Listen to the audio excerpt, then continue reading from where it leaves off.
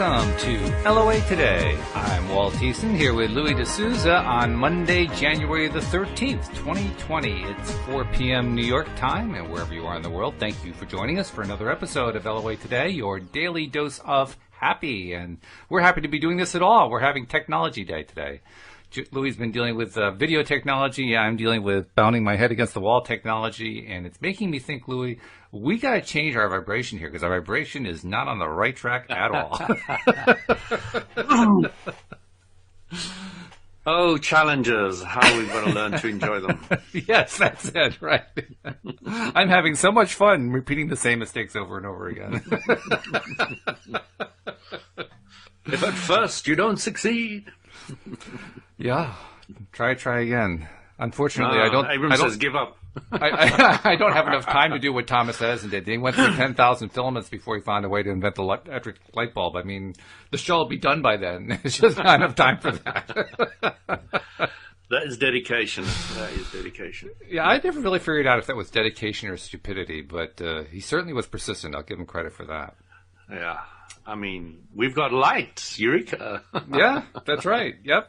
He lit up the world. Got to give him credit for that. So that's a biggie. But anyway, this is also a biggie because, well, sadly, Astrid can't join us today. But we'll be seeing her again with the next show that we do. And that leads to an important point, which is that this is the last show you and I are doing for the next 3 weeks because I'll be away from my microphone for a 10-day period that includes 2 Mondays. So we have to get all of January done in today's show. Do you think we can do that? No problem.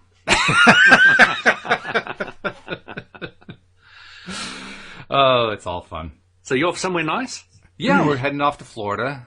We're going to be visiting my brother and sister-in-law and spending 10 days there and just getting away, which is something that the two of us have not been able to do in a number of years. This is an important getaway for us, so we're really looking forward to it.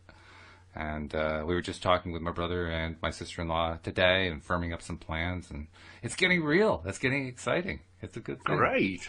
I think it's one of the best things is when you're anticipating, when you're getting excited about the thing that's coming and building it up in your mind. And I've been really working on doing that a lot.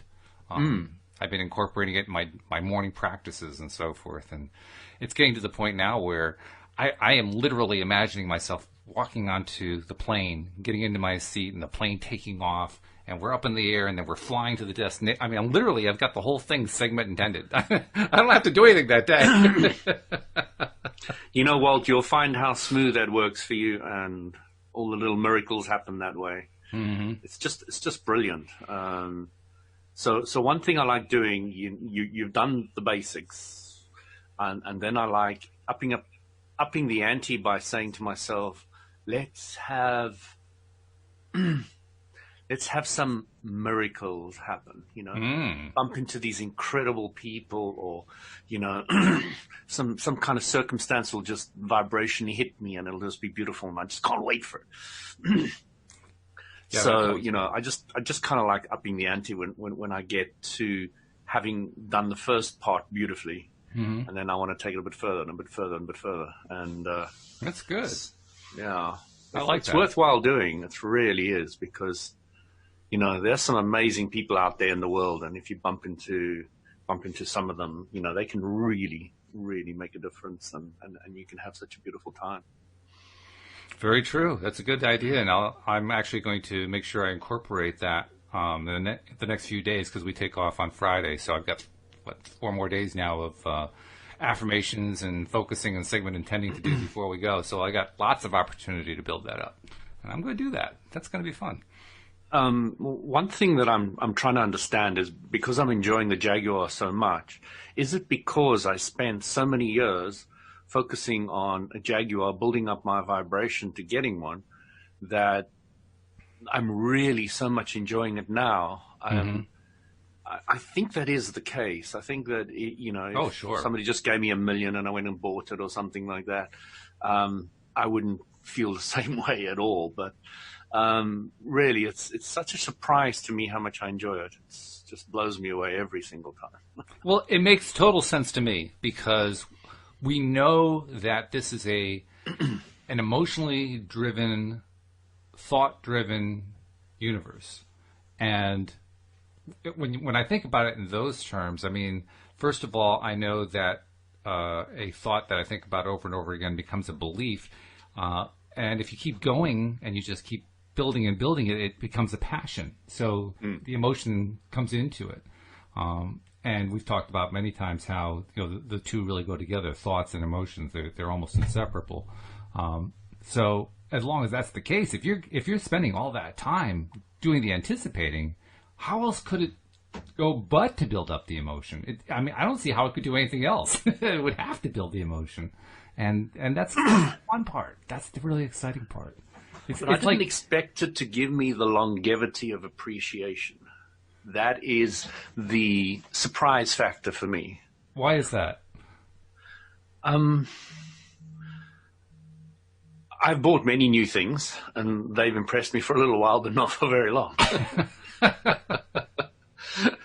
And this is something that is consistently and sustainingly giving me joy. Mm-hmm. And I'm just quite surprised. I don't suppose that I've ever worked that consistently over that period of time on any one subject. Okay. Except maybe a partner, which I think is quite common. Sure, yeah. Yeah. Yeah, I spent a lot of time on that one. Usually in the wrong direction, but I finally got Yes, that's another story. The great advantage was, with the Jag, was understanding the law of attraction and applying it appropriately. Mm-hmm. Yeah. And again, the entire LOA boils down to one thing: awareness, awareness, awareness. Conscious creation versus unconscious creation. Mm-hmm. Yeah, well, that's the good news. When we have the knowledge, when we have the understanding of how all of this stuff works, then, well, it's up to us to try it, to practice it, to put it into practice. And I that's one thing that kind of tripped me up for a while. Why did I have so much resistance to putting stuff into practice? I knew that the resistance was there. I knew resistance is the answer to that question. But why did I do that? I mean, I kind of had an example of that today, actually. We had I had a car I'd been leasing, and today was the day to turn in the car, and so I was feeling kind of sad about that and kind of down about it. And I was saying to myself, well, wait a minute, Walt. You know perfectly well you get to decide what your reaction is to any given situation. You can change this reaction all you want to. And meanwhile, deep down inside, I was saying, no, I can't. I feel miserable right now, and it's because of this thing. Very petulantly, very upset. That's interesting that you gave your power over to a car to affect you, to have that control over you. And I find that a lot of people do that with a lot of things. But I find, again, the conscious awareness that, oh, I'm doing this, allows you to turn it around much easier than if you didn't understand that. Yeah. Well, the other thing that made it easier was when I had actually completed the process of turning the car in, because then all the angst went away. And so then I asked myself, what the heck was I so anxious about? I don't even understand. It doesn't even make any sense to me. What were you anxious about? The fact that you don't have a car anymore, or were you anxious about the fact that it might have had a dent in it that they might have picked up, or you have no idea? That's what was throwing me. Because I was asking myself questions like that. What is this? What am I so upset about? And I realized fairly quickly that none of it was rational. So I knew it had to be just pure emotion going on. But I couldn't even attach a reason to it. And I tried a few of them. Louise helped me. She was trying to help me figure out, and she was saying, oh, well, it means that, in a sense, there's like a metaphor that you've lost some freedom because this car is gone, so you don't have the car to be able to rely on to hit the road whenever you want to. There's probably some truth to that, but, at the end of the day, it just was a sense of loss. There was no reason. There was no reason at all, and the sense of loss disappeared the moment that I left the car dealership and left the car behind. It's like, okay, I said goodbye to the car, that's sad, and then it was done. What?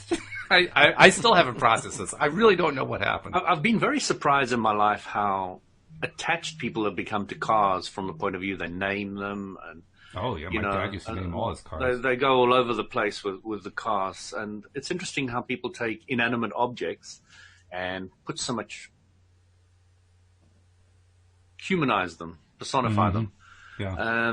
And I really don't know why. It's not something I've ever done. I've never called my computer Betty and my car this or hey, honestly, my computer is named Abraham. It really is. All right, okay. But, some people really enjoy that naming thing. My sister is huge in it. Everything's got a name. Everything. Well, in this case, it wasn't like I was going out of my way to name the computer, because they always have some sort of a name associated with the computer, just so that computers when you can buy talk them, about the computers. Yeah. So, but I like to change the name to something that actually makes some sense. So in that sense, I'm giving it a little personification. Yeah, I call it computer. You realize, of course, that when the computers become sentient, they're not going to want to have anything to do with you, because you won't recognize them for anything other than computer. Deal with it, man.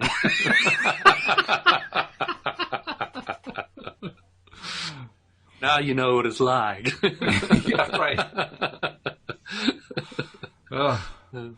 I do remember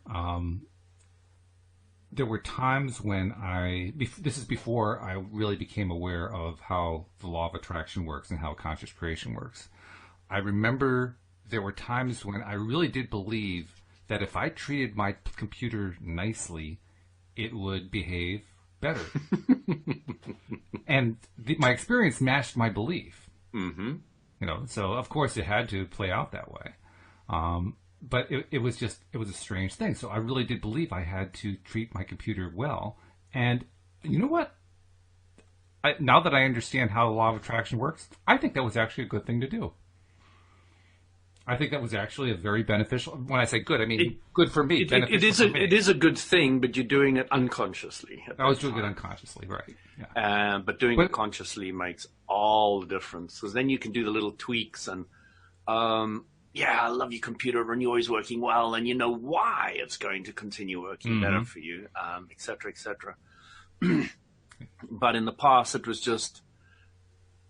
almost. Those kind of scenarios are almost like superstition. If I treat you well, maybe you'll treat me well back. And it was more based on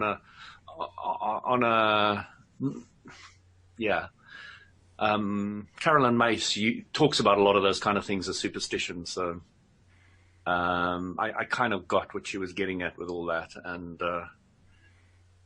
she said, you will never believe how superstitious we are. Well, yes, I knew that. That one I've been aware of for quite some time.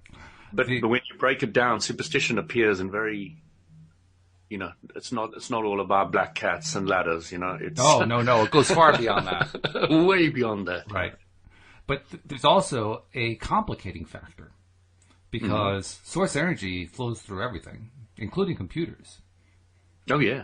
So there is a component of the computer being alive.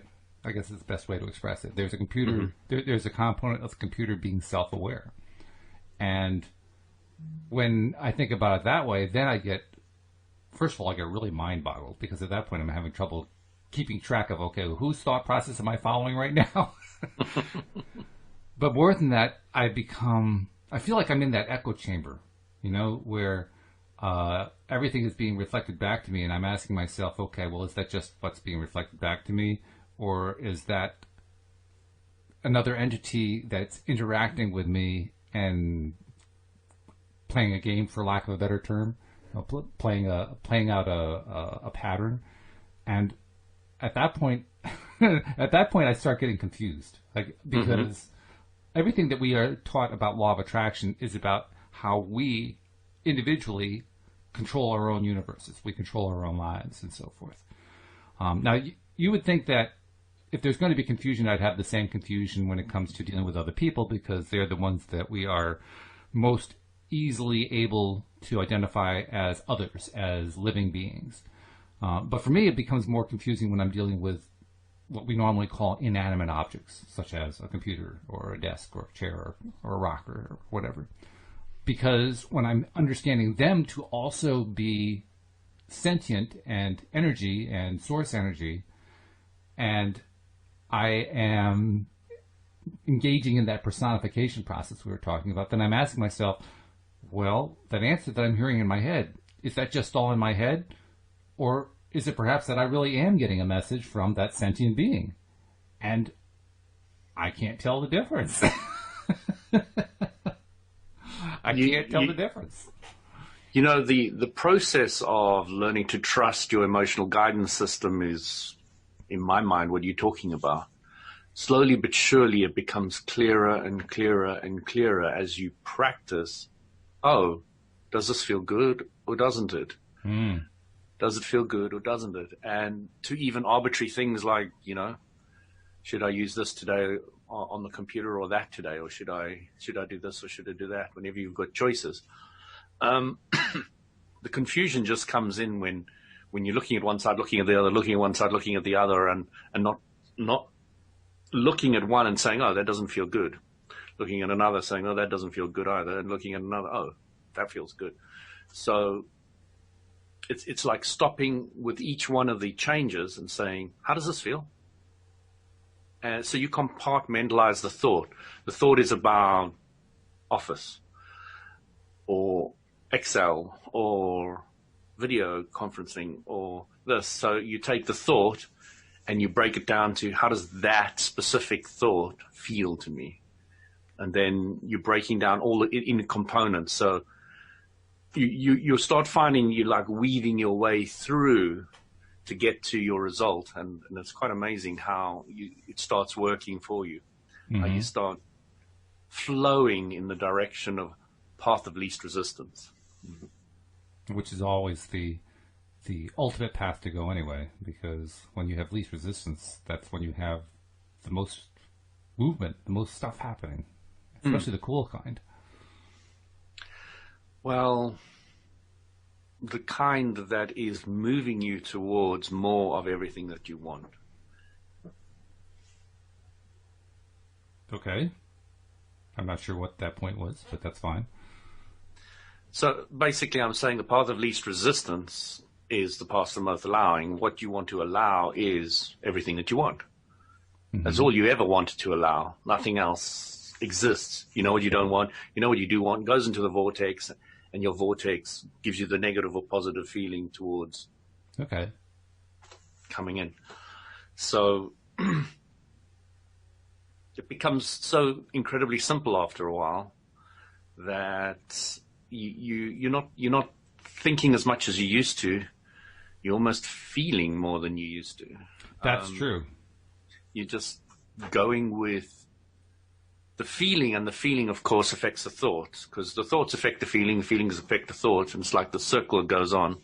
Mm-hmm. And then you kind of get to that place where, and it flows, and you get this beautiful circle, and as it flows, you move forward to everything that you want. Mm-hmm. Yeah, well, that's true. That flow is a feeling and an experience. It's an experience that is, it's an experience that you don't have to think about. It's not one that you feel like you have to work out the details of what's the rationality of this thing. It's just that's what the go with the flow part means. You just go with it. There's no processing it. I think that there's I always had a problem with this, and I found out what it was, and I'm going to share it with you.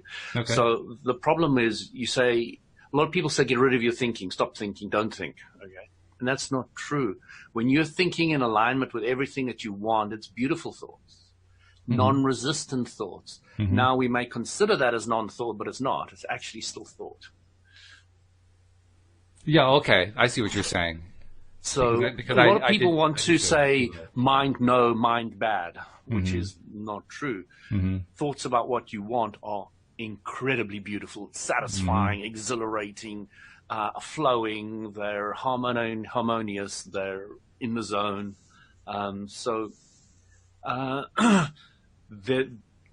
Often we need to get to those thoughts by not thinking. Well, in a sense, yes, by turning off the brain that's going... By turning off the thoughts about what you don't want. Right, yeah. Yeah.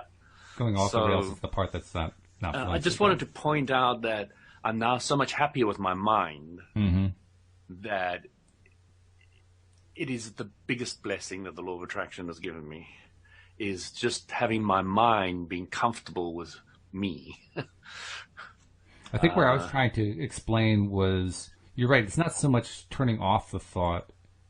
It's very often we want to analyze stuff. We do that all the time here on the show. We analyze stuff to death. So, and when we can very easily get into a mode where it becomes an effort because we're feeling like we constantly have to analyze every single thing that comes our way. Whereas acceptance or reducing resistance is really just about letting the flow come through. So does that mean that we're not thinking? No, I don't think it means that we're not thinking. I think it means that we're not efforting. We're not trying to turn I have to frame this thought and I have to create this one that goes in this direction and it has to do that, but it has to connect to this one over here. And, just getting frantic about the whole thing. I think that's what I was trying to drive at when I was saying you kind of turn the thought off. Because you're right, you never really turn the thought off. That doesn't make actually any sense. But we do need to kind of... The first thing I like to explain about thought is it's our most powerful tool. Mm-hmm. And its power is amplified by the law of attraction. Yeah. And respecting it and appreciating it for when it's focused on what it wants is important, and appreciating it for when it goes through to what it doesn't want is also incredibly important. When you know what you don't want. So, you're getting to come to terms or to peace with the thought, with the mind, is a beautiful, beautiful place to be. That's all I can say. Okay. All right. That's fair. I definitely agree with you. I would also throw in an idea, which is you pointed out, I don't remember exactly what you said, but you pointed out that thought is the most important or the most powerful thing that we have. And I think I would only qualify that by pointing out that it's the most powerful one when we turn it into a belief by focusing on it. Because to me, that's what a belief is. A belief is something a thought that we focus on. And until we focus on it, until we spend 14 seconds on it, yeah. Or some duration. It doesn't even matter what the duration is. Until we give it some attention like that, it's not going to gain power. But the more attention we give it, the more power it gains. So, to me, the most powerful words in the English language are "I believe," because just by asserting "I believe," I'm focusing my attention on whatever it is I'm focusing my attention on, and making it more and more powerful with my attention. So. Just kind of amplifying what you said in my way. It's interesting because, I've got this leg and I can't walk and I've got crutches and I'm trying to stretch it. I'm trying to put weight on it. I'm trying to do all the things that are necessary, and it's taking time. Mm-hmm. A lot of time. And one of the constant challenges I see from almost anybody who's got these kind of injuries is, my God, the body takes long to heal. I wish it would hurry up and all these kind of things. Now, I did what I said last week. I said, guys, can you pray for me? Right. And I really believe that has helped big time. Oh, sure. Significantly. And since then, every day after that, it was like a quantum leap. And it was like, wow. It's slowed down a bit now, but it's really, I really felt it. And of course, I very much allowed their thoughts to come into me because I asked for it. Mm-hmm.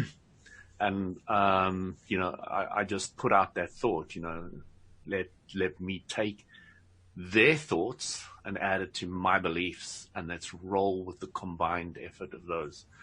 And it was fantastic. I was really, really impressed. But still, there's that thoughts that I've had today. I really want to get off these crutches now. Mm-hmm. Mm-hmm. Yeah. Well, it's interesting you mentioned that because I had an experience that was somewhat related to this. It was certainly a physical injury type experience. I've talked often about how I injured my ligaments in my knee, particularly my left knee, about a year and a half ago, and then went through a healing process. And in the last few weeks and months, I've also noticed that the more I talk about that on the show, the more often it recurs. And it got to the point, I think it was yesterday, actually. Yesterday we had some abnormally warm seasonal weather, what we often call January thaw. And temperatures were up into the 60s, near 70 degrees Fahrenheit. It was gorgeous. Today we're back in the 30s. But anyway, I took advantage and I was out getting some walking in and so forth. And as I'm walking along, I'm noticing my knee is hurting. I think, oh, geez, here I go again. I've been focusing on the knee too much. I got to focus on the healing. So I did my usual little trick. My trick is to focus on my other knee and feel how good that feels, and then say to myself, my left knee feels the exact same way. And what was really interesting is that I was getting very quick response. So my knee would hurt, and I would focus on my right knee, and the instant that I did that, within like a second or two, the left knee stopped hurting. And then I'd look back at the left knee, and then it would start hurting again. And I'd bring my attention over to the right knee again, and it would stop hurting. And I'd bring it to the left knee, and it would start hurting. I was like, wow, this is really something here. I mean, I've got some control going on here. Now all I got to do is just keep my mind over on the right knee. And so that's what I spent the rest of my walk doing, was staying on, focusing on my right knee. What's my right knee feel like? And then inevitably, my mind would want to find out what's the current score on that left knee and check over there. And sure enough, it would start hurting. And I mention all this because for the longest time, I really thought that if I could get to the point, I'm getting all these pings here. I think I'll see if I can turn those off. That just disrupted all my thought. I got to bring it back. Oh yes, for the longest time, I was thinking, well, if I could just shorten that time, that experience time, I could really get a handle on maintaining control of my thought and where I want it to be. Yes, I like that. No, I don't like that. Really, really strong feeling of that. And what I found is that that's not true. And it surprised me because I really thought that if it happened more frequently, well, yeah, of course. Now I have an instant, stimulus response. I can play with that. I can get that. And it turns out that actually isn't what makes the difference. That was a surprise. And I think it was actually a good educational piece. Like, okay, well, that isn't really it. So it really is just as simple as, what am I focusing right now? The rest was actually an excuse. Wow, really? Holy cow! It's so simple, and we weren't brought up with that level of simplicity. So we complicate it along the way. But it's something I want to try because I focus on my left calf. I know that I can have that level of instant response. Now, the big thing that I picked up with your little chat now is can you now see how you have instantly manifested something?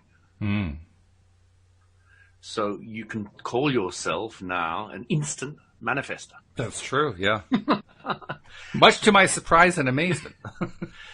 And I would not underestimate the power that this little experiment is giving you.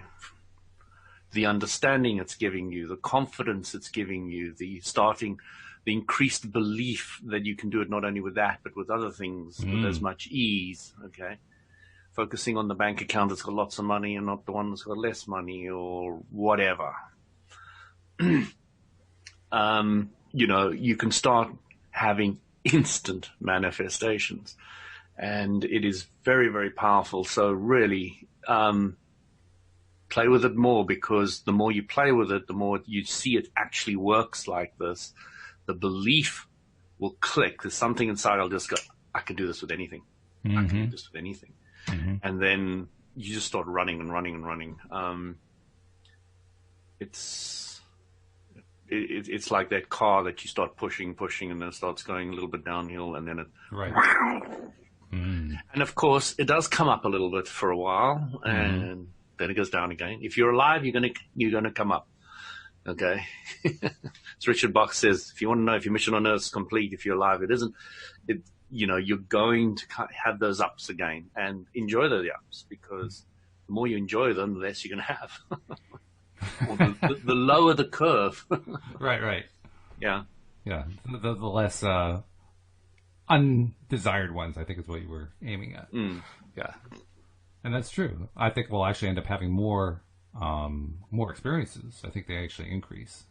But it's the quality of the experiences. We always right. have experiences, but it's the experiences that are bringing us closer to what we want. Right, exactly. Yeah. And what we want can be anything. A lot of people say, I've mentioned this before, but one lady said to me, that doesn't sound very spiritual. Really? Okay. I said, don't you want more love in your life? Don't you want more connection with your God? Don't you want... Oh. I didn't look at want in that respect, Don't you want better relationship with your partner? Don't you want love, a greater loving relationship with the whole family, What do you want? So the want is fascinating because it's very different for each individual. I'm still stuck on, that's not very spiritual. Like, well, what did she think it was? Because I'm at a loss at that point. Well, she was saying, she was thinking you want a house, car, boat, money, blah, blah, blah, which spiritual people tend to think is not spiritual. So. Oh, okay. All right. Yeah. Yeah. Isn't that interesting? Because I mean, a year ago, I would have instantly made that connection. I'm not making that connection now. I wonder why that is. I wonder if... You're so far in the other direction that you can't see it anymore. That's what I'm wondering. I'm wondering if I'm becoming a little bit blind to that. Interesting. Which is good. Yes and no. I think there's value in maintaining that clarity and awareness. The clarity, yeah. I mean, to me, I've said before, 2020 is the year of clarity. And I really believe that is true. And I believe it is not only true, but it's also something to aspire to, something to get excited about. So that's a level of clarity I want to add to my repertoire, so to speak. I want to expand my ability to be clear about things. You've talked about it quite a bit, about how we have the ups and downs in life, and we love actually in your analogy it was kind of reversed, but in that case going down was the great part and going up was not so great. But we have to find a way to appreciate both of them. And I think that's the essence of attaining true clarity. True clarity is where you appreciate the whole thing, like, wow, how cool is this? It's Abraham-Hicks' step 5. Yes. Mm-hmm. Step 5 is the instant you go into the contrast, what you don't want, you immediately see what you do want, and you start running with it. Mm-hmm. Mm-hmm. And it's the most incredible experience when you start getting it. Having that very quick shift. It's like, wow, this is so cool. I seem to be doing it in micro shifts, though. That's the interesting thing from my this lady was this lady was sitting in front of Abram and having these chats and saying, I've got this problem with my partner, and we're really struggling, and we just had another fight, and right in the middle of the fight, she just suddenly felt gloriously happy, and for years she's been thinking, I've always wanted to see. They lived on the river, and she always wanted to see this fish. I don't know what fish it is, but when they jump out of the water, and she'd never seen one. Uh-huh. And as she walked away from him and stared at the river, there were these fish, like a lot of them, and she's like, oh, wow. Right in the middle of the contrast, I did the turn. I was a step 5ing, and then I get this extra confirmation. This is how it is. And I love that story. It's stuck in my mind big time because, it's a very good example of step 5. Not only an example of step 5, but also an example of how easy it is to appreciate it. Yeah. Yeah, I loved your comment at the end of the last session. You said, "Oh, Louis, thanks for tearing your calf muscle or something. Yeah, right. Because we had a great conversation this week. We did. Yeah, we did. So, that's, and I immediately said, that's exactly how you need to look at it. And that is exactly it. I do see that and I feel it. There are so many opportunities that I have been given since this leg has gone like this, that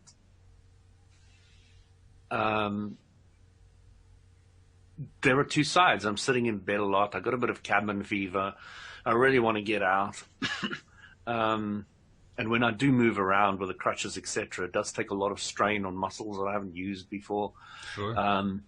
And it tires me out quicker. So, but now my arm muscles are getting stronger, and now the stamina is getting a bit better. And, the flexibility and the extra movement is helping my whole calf muscle heal. There's less pain. There's no swelling anymore, and so it goes on and on and on. And it's just such a beautiful journey. It's like, wow, you can see the movement so quickly. It was great. I got one of these little stockings that hold the muscle and all the rest of it. And it's made by Dr. Arthritis in London. There's a couple of doctors. His surname must be Arthritis, and he calls the product Dr. Arthritis. I'm doing some promotion for him here. I think I might want to change my surname if that was me, but I know. Whatever's up to him, Can't help it. I'm sure the guy who named Arthritis was called Dr. Arthritis. It's like my wife says, we come up with all these words that describe situations that we personify into people, and we say we will never invite these people to our party. So arthritis is somebody we will never invite to our party. That kind of thing. Well, I was impressed because they've put copper in the stocking, and copper is very good. I don't know, for healing, etc. So right. And I can say that since I put that stocking on, it has also made a significant difference because it helped the swelling and it compresses it and all the rest of it, and it's done an amazing job. And I'm really appreciative to him for the stocking, and all the rest of it. And he gives a beautiful little booklet of all the different exercises with it. And it only cost like 10 quid or something on Amazon, delivered the next day. It's such a great product, something simple, something effective, something that I need to use. And, as much as I'd like to say I do everything with my thoughts, I don't. I will use any tool that helps me move forward in any aspect of my life. Well, the challenge is, we love to use tools like that, particularly in LOA circles. People, I've used a lot of them myself too. We do affirmations. Affirmations are a tool. They're a way of retraining our minds to focus more often on what we like and want. Meditation is another tool, basically another way of taking control of your own thought process and focusing on what you want, or in that case, just turning everything off for a moment. You can go through the list. Mirror work. Every single thing that you can ever think of that's a method is all about retraining the mind. That's ultimately what it comes down to. Electric toothbrush, all these things, all these gadgets, cars, anything. Sure. They're all kind of the microphone, they all kind of fit that kind of profile. Yeah. Yeah. So they're all good to use. I think the important thing is to remind ourselves why we're using them. And that is, we're using them to learn how to focus our minds and to do it more consistently. We're using them to amplify our beliefs. I believe that this microphone is good, therefore it works better. And without getting this microphone, because I made a choice of the different microphones in Amazon, I may not be as effective if I had to get something else, whatever. But, that I bought this camera. I don't know if you've noticed, but it should be a little bit sharper on the face. I know the chroma cam's throwing the... We're getting some wild green slashes coming off of your body at times, yeah. It's not perfect, but it's getting better and all the rest of it. So this technology, there's no green screen, yeah. And I'm really appreciative because if I had a green screen, because it's such a wide angle camera, I'd have to cover my whole room with a green screen. Yeah. And I really don't want to do that. So now I've got something like this. I haven't paid for it yet. As you can see, it still pops up with its little logo now and again. Right. Watermark. So, I've just been trying it out and all the rest of it, but I really appreciate that software is now doing this. And this software has only been out for about 2 years max, 1.5, 2 years. Mm-hmm. And they've improved it significantly in that time frame. And I can imagine in the next year or two, it's going to be, nobody's going to use a green screen. It's going to be completely destroyed. I'm impressed that they can do this much without an actual Yeah. green screen. I mean, this is really very, very good. I mean, I remember the room I used to do the old podcasts in. Mm-hmm. I'm in that room now Okay. with my desktop computer, etc. And it's just so amazing how it just fits. It just, technology is moving on and things are changing. And, I've always been a big techie fan and gadget fan and all the rest of it. And I love it. I've got the best phone on the market. All the Apple guys are going to shout at me. Shout. I'm a shouter here. Are you an Apple fan? I am. Yes. I must say I respect Apple big time. Yeah. I straddle both sides of the fence. I started out on Okay. Apple. I went over to the PC world, and then when the phones came along, I kept going back and forth. Which way do I go? And I decided I'm going to go with the Apple side. Partly because I was also buying for my wife, and I knew that the Apple was going to be a more consistent experience. Better fit, So, yeah. So I went that way, and I like it. I think there's a lot to be said for the Apple. I agree with you completely. I'll also say that when it comes, I'm working on this programming project that I've been telling people about for a few months now, and that's what I was spending my day on and getting all kinds of education about contrast. But one of the things that I've noticed in my initial attempts to just put a bit of software on various devices, including on the iPhone, is how consistent the iPhone is. I mean, because it has just one way of doing things. You either get it or you don't. With the Android phone, you can get a different result, and you're not quite sure why you got it. The iPhone, it's always the same result. And that is phenomenally useful in IT. It really is. No doubt about it. It really is. Simplifies things tremendously. It really is. Like the problems I had just setting up the Zoom for this call. Mm-hmm.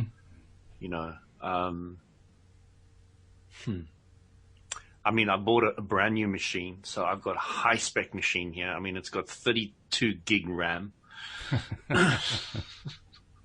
That's just the RAM. I've got an L2 memory chip. So you know the L2s. Mm-hmm. So instead of an SSD, you've now got an L2. Yeah, you're talking very, very high speed. And you're talking storage. very, very fast. Yeah. And I got 512 gig of that, and I've got a terabyte hard drive as well. So both. Oh, okay. But that's a combo. That's an SSD platter. You know those combos. Yeah. Okay. I hadn't messed with them, so I don't really know about it, directly. But yeah. But beautiful, fast machine, and then you've got the software that comes on top of it, and it doesn't play ball so well. But look how high the standard is, because we were just talking about, a few minutes ago, the selection process of selecting, I like this, I don't like this, I like this, I don't like that. And you acknowledge this software has only been out, what'd you say, a year and a half, 2 years, something like that. And already that early into the process, you're saying, well, I don't know, this software isn't working very well. The amazing thing is that it works at all. But the great thing is that they allow you to put as a background spreadsheets, screens, websites. There's like no limit anymore. Right. Yeah. Absolutely no limit. But what I'm pointing out to it is that, or pointing out about what you're doing is, on the one hand, you're acknowledging and you're saying, wow, how wonderful this software is. And on the other hand, you're saying, I want better. You're in that step 5 mode already. You're constantly moving forward, with your thoughts. And as you run forward with those thoughts, so they manifest. So it raises an interesting point, because so often people complain technology is moving so fast. The development of various technological advances is happening so quickly, people can't keep up with it. And it creates tremendous learning curves, and people are confused by the whole thing and so forth.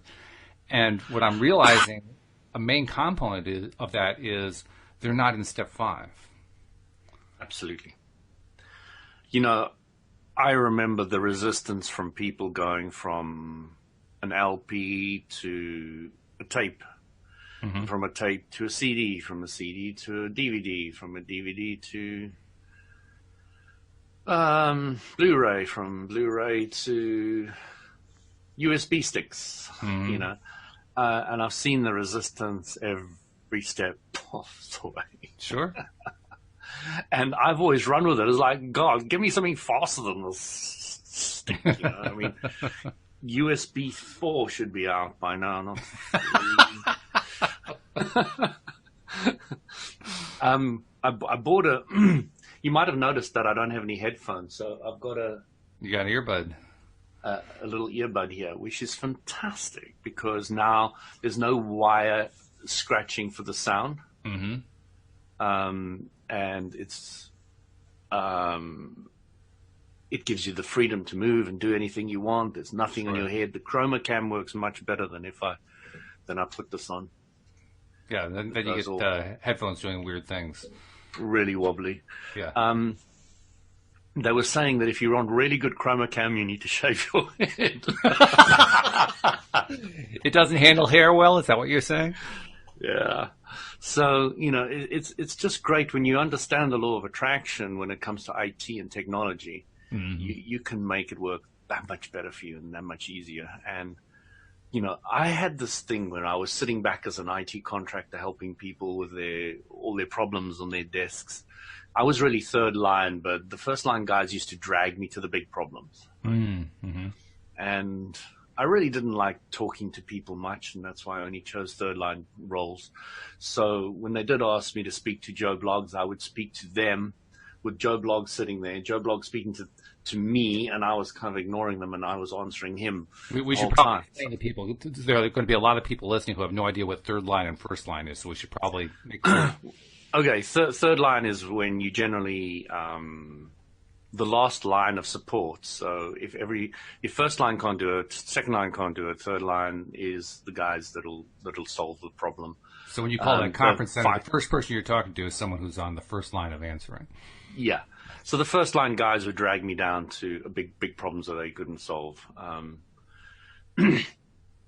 So I was considered rude because I didn't look at them directly, and those are all the hassles and the challenges I had in my character. I didn't like speaking to people directly. I came from South Africa where everything was rough, gruff, and abrupt, and you just did it and you got out and you walked away, and that was it. When I came here, they did not like that at all. England is all about being nice and etiquette and socially cued and all the rest of it, and I was a rough diamond. So, I had all these problems and all the rest. Well, at least your metaphor was appropriate. You came from South Africa. It was a diamond. That was good. Do you know what the philosophy is in Africa? What's that? It's kill or be killed. Ooh, okay. You know what the philosophy is in Europe? Live and let live. It's a very different belief structure.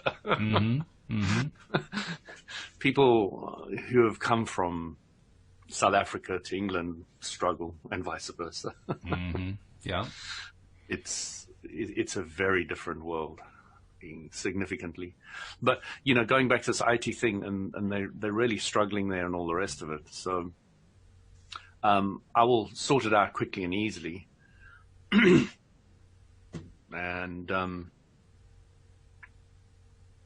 kind of lost the plot where I was talking about. What was I talking about in the beginning? I'm not sure where you were going.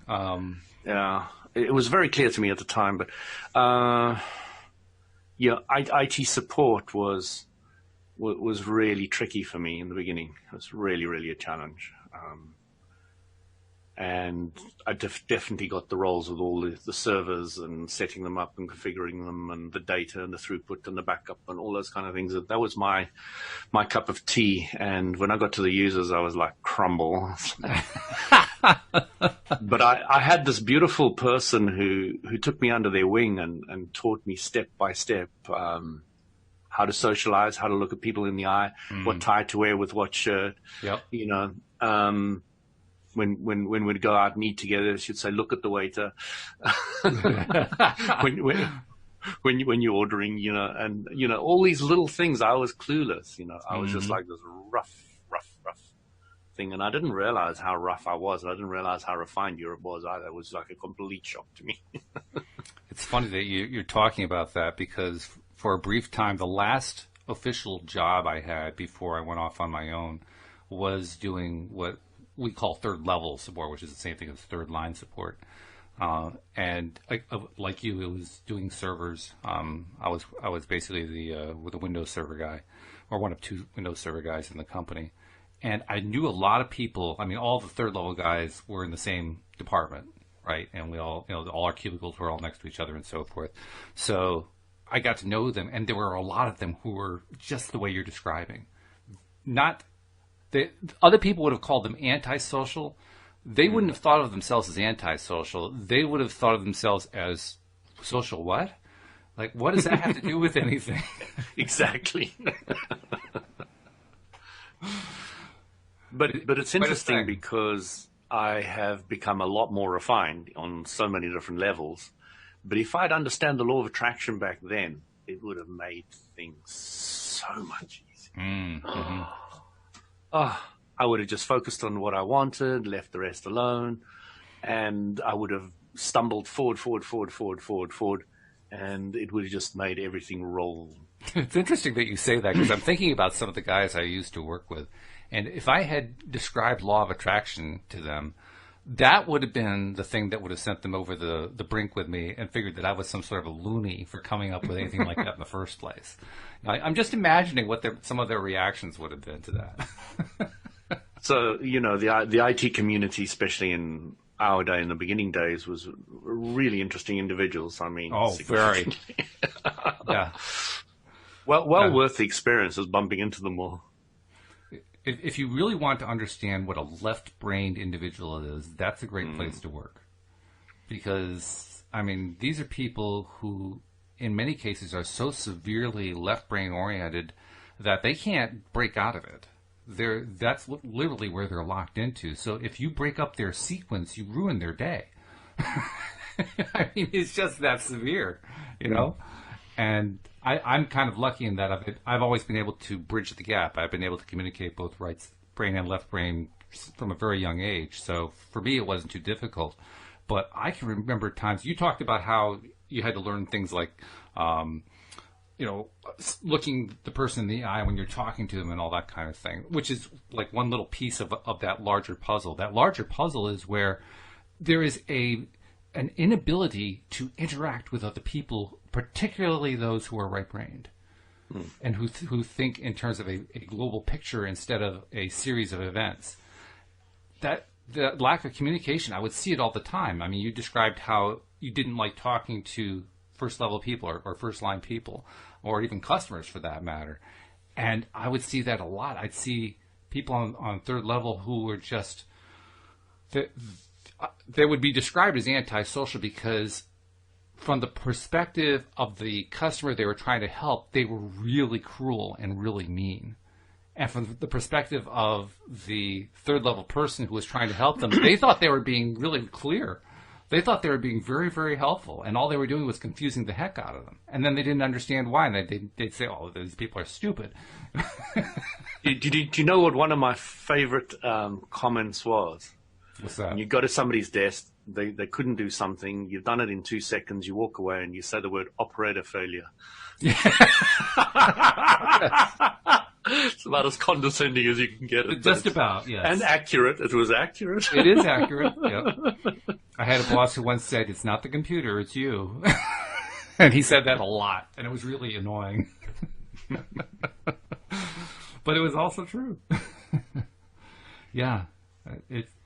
I also like something you said about, I don't remember exactly how you framed it, but you were describing the process, the flow of technological development, and how back in the day there were vinyl records. You started with vinyl records and you worked on up to modern technological stuff.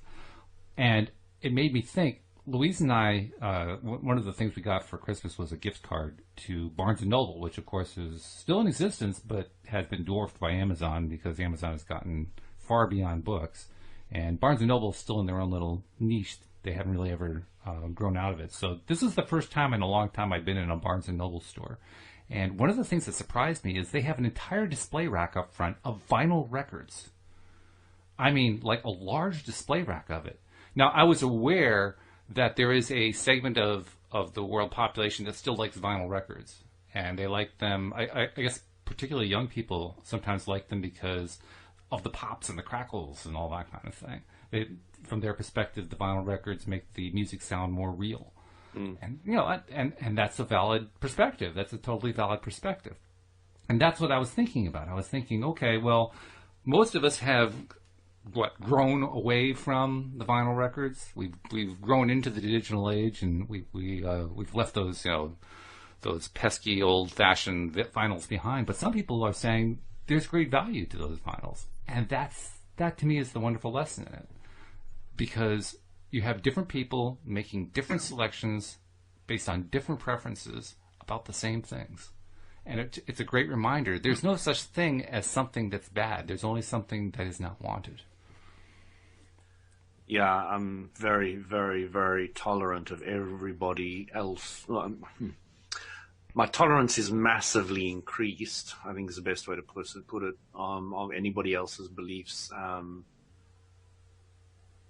quirks, wants, desires, because, you just realize you understand the process, you understand they came here to play with the contrast. That's a contrast they wanted to play with. Absolutely. Keep my nose in my business, and off we go. Yeah. I was just amazed that the market even existed. I was like, okay, wow. Who knew? And apparently it's a pretty good size one. I mean, the vinyl market is massive. I mean, yeah, it was taking up a large chunk of the front floor space. The floor space, walking right in the door, that's usually prime real estate. That's where it was. I'm thinking, wow, really? There must be some serious selling going on here of these vinyl records. So, okay. Cool stuff. Well, I'm glad we got the show underway. We actually started about 12 minutes late, but we did it. And it looks like we're almost 12 minutes now, yeah. Yeah, the Chrome cam has actually settled down. You're not getting as many green flares, so maybe the software is getting used to it. Maybe being nice to it actually does help. We're LOAing it. That's it. That's right. We're LOAing it.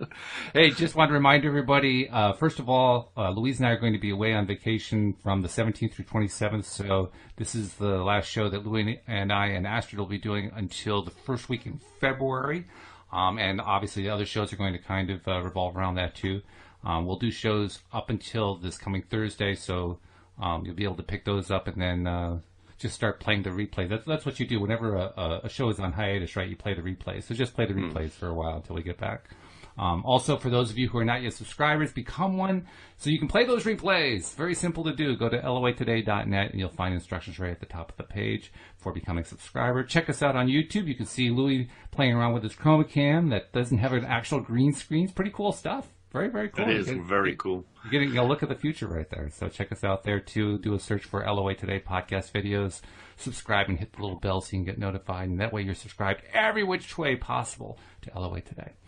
And with that thought in mind, Louis, it's going to be I just wanted to say very quickly, Walt, that our lifegps.com, the training is going well. As I say, the first one is full, and we're still looking for people for the second one. So fabulous. You can put that in the link. Yeah, first one is describe it. Tell people how to find it. Our lifegps.com. That's it. Okay. OURLIFE GPS.